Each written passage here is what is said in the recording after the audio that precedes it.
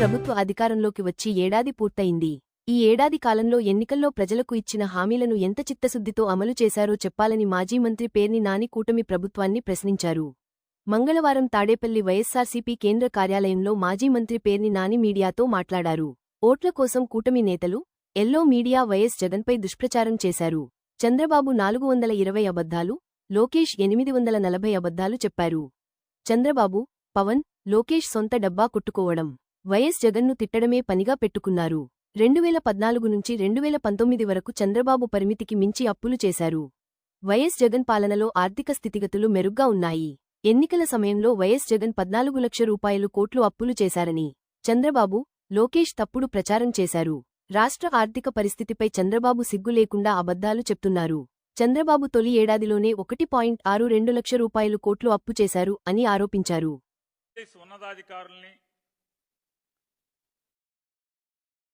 అందరినీ కలగలిపి ఓ మీటింగ్ పెట్టారు. ఆ మీటింగ్ సారాంశం ఏముండాలి? వారు దానికి పేరు సుపరిపాలనలో తొలి అడుగు. సుపరిపాలనలో తొలి అడుగు, ఆకాంక్షల నుండి అభివృద్ధి దిశగా అనేటువంటి ఫ్రంట్ పేజీ పెట్టుకుని యథావిధిగా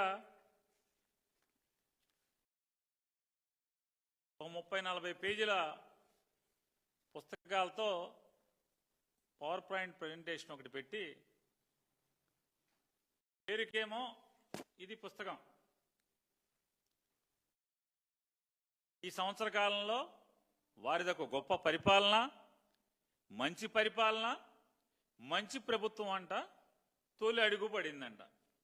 ఈ తొలి అడుగు ఏం చెప్పాలి? పెట్టిందేమో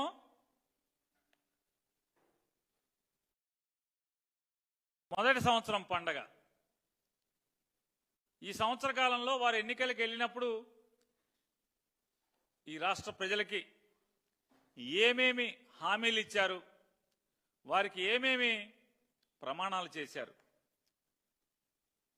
ఇంతవరకు వాటిని ఎంత చిత్తశుద్ధిగా అమలు చేశారు, మాట నిలుపుకున్నారు, చెప్పినవి కాకుండా చెప్పనివి ఏం చేశారు, ఈ రాష్ట్రాన్ని అభివృద్ధి పదంలో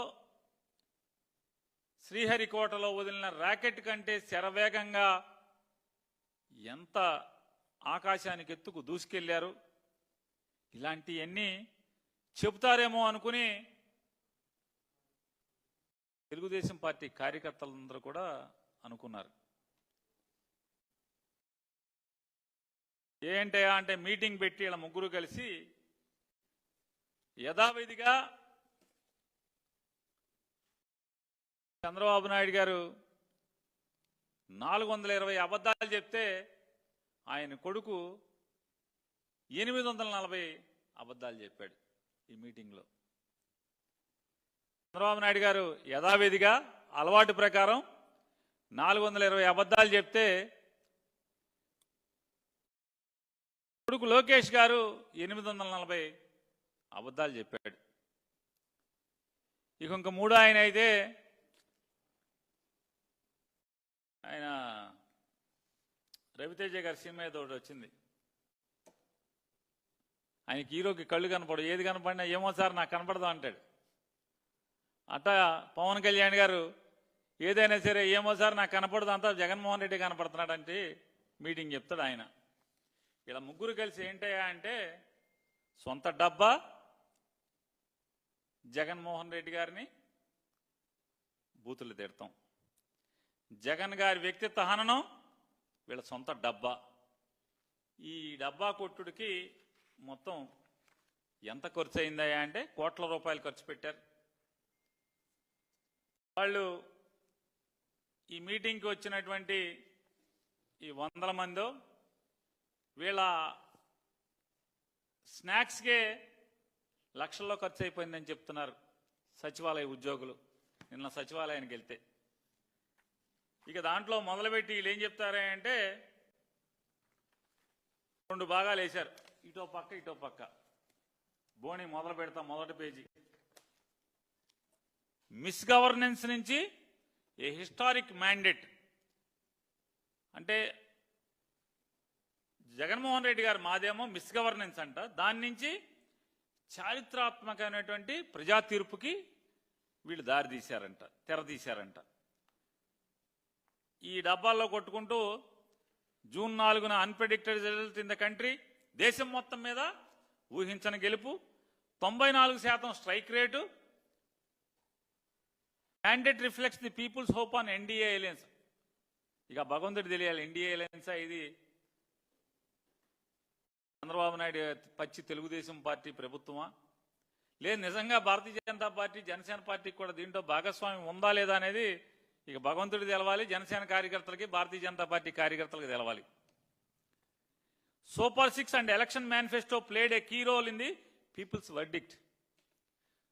ప్రజా తీర్పులో సూపర్ 6 అనేది ఎలక్షన్ మేనిఫెస్టో, ఈ రెండు కూడా ప్రజా తీర్పుని ప్రభావితం చేయడంలో అద్భుతంగా పనిచేసి తద్వారా వీళ్ళు వచ్చేసామని చెప్తున్నారు.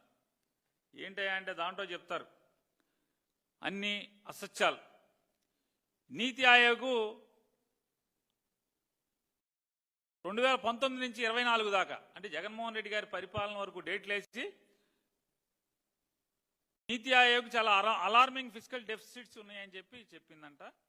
అలాగే 2022-23 స్కోర్డ్ 0 ఆన్ డెట్ సస్టైనబిలిటీ, అంటే అప్పు తీసుకుంటాకి లేదా అప్పు వాయిదా చెల్లింపుకి కూడా స్తోమత లేని పరిస్థితిలోకి 2022-23లో వచ్చింది.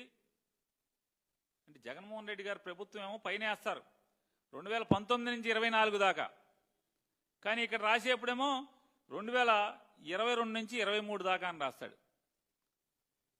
నేను ఈ ముగ్గురికి ఇది ప్రస్తావించినటువంటి నారా చంద్రబాబు నాయుడు గారికి ఈ ఆర్థిక స్థితిగతుల్ని ప్రస్తావిస్తూ 2019, 2024, 2025 ఈ పాలన లేదా 2014-19 వీటిని ప్రస్తావిస్తూ మాట్లాడినటువంటి, ఎందుకంటే పవన్ కళ్యాణ్ గారికి ఆ లెక్కల మీద ధ్యాస లేదు కాబట్టి ఆయన ఏం మాట్లాడారు దాని గురించి.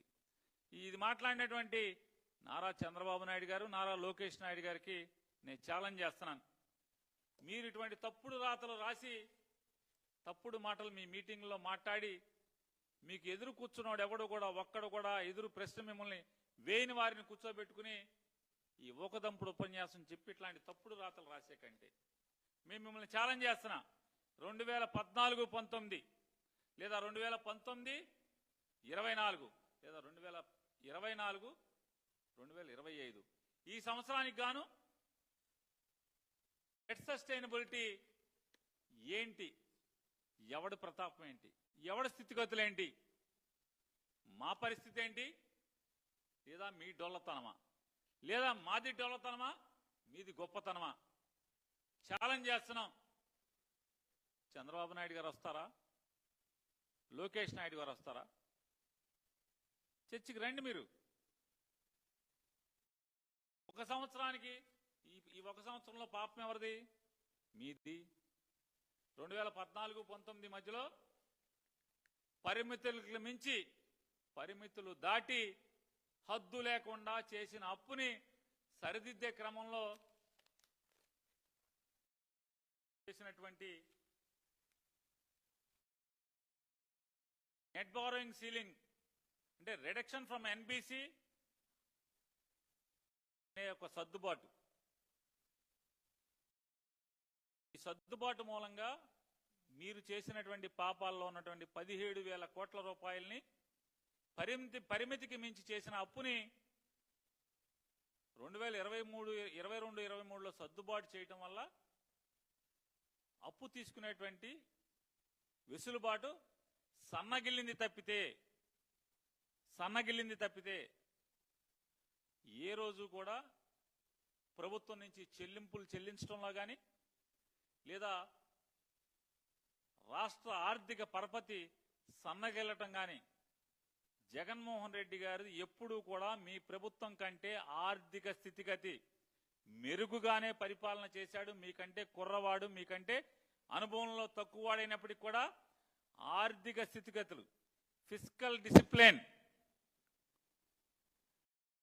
ఆర్థిక క్రమశిక్షణ పాటించడంలో ఈ రాష్ట్రాన్ని ఆర్థిక పరిస్థితుల దృష్ట్యా లేదా ఆర్థికంగా నిలబెట్టడంలో, ప్రత్యక్ష పన్నుల వసూళ్లలో కానీ లేదా బ్యాంకులకి ప్రభుత్వం జమ చేయాల్సినటువంటి చెల్లింపుల్లో కానీ ప్రతి దాంట్లో జీడిపి తీసుకున్నా, ఏది తీసుకున్నా కూడా మీ ప్రభుత్వం కంటే, మీ 6 ఏళ్ల ప్రభుత్వంతో పోల్చుకుని మా 5 ఏళ్ల ప్రభుత్వం, మీరు 14-19 లేదా 24-25 లేదా జగన్మోహన్ రెడ్డి గారి యొక్క 19-24 మధ్య ఈ 6 ఏళ్ళ, లేకపోతే ఆ 5 ఏళ్ళు ఈ 5 ఏళ్ళ, 6 ఏళ్ళు 5 ఏళ్ళ మీ ఇష్టం.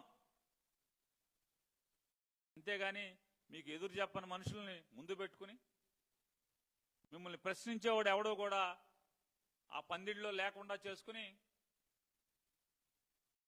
నోటికొచ్చిన అసత్యాలు, తండ్రి 420, కొడుకు 840 అసత్యాలు చెప్పినంత మాత్రాన ఈ రాష్ట్రంలో ఉన్నటువంటి ఆర్థిక స్థితిగతులు, జరిగినటువంటి ఆర్థిక రికార్డులయ్యి కూడా గాలిలో కలిసే రికార్డులు కాదు. ప్రతిదీ కూడా పుస్తకాల్లో నిక్షిప్తమై ఉన్నది.